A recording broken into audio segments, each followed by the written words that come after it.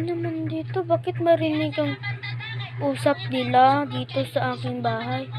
Ay, alam ko na. Baka mayroong crush ko doon. Tiyan. Sana kaya yun siya.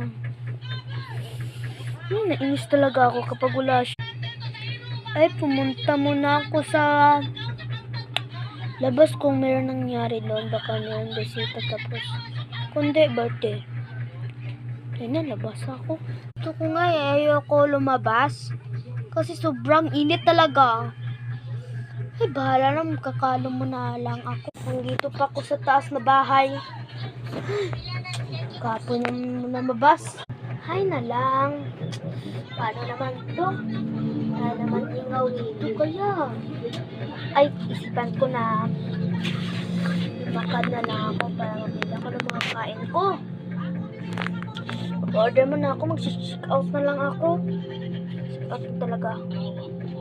Mag-check out na talaga. Bakit mabot ang ingay dito? Nawala naman. Sure, nakasikap ka na. So, natapos ko na mag-check out, guys.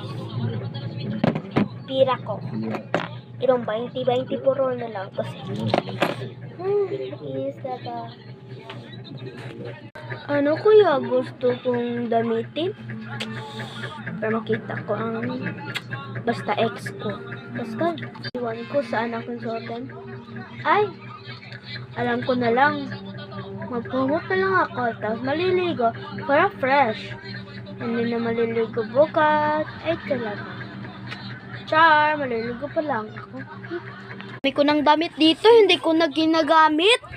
Ano ko naman? Dami.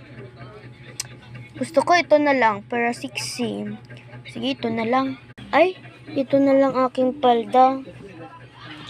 Palda ko na lang to. Sagol ko na lang sila. Sige. Guys, mamaya na ako maliligo. Tingnan muna natin sa labas. Hanapin ko yung bata kung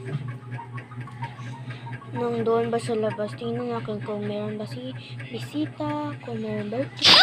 Basta na pa. Ay, kalimutan ko pala magkuha ng Shopee. Ay, kalimutan ko. Salamat, naisip ko pa. Salamat, naisip ko na talaga. Kalimutan ko pa yun, wala na talaga. Dami talaga nagsushopee.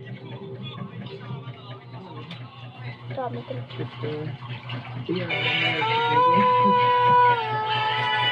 Bye! Ako to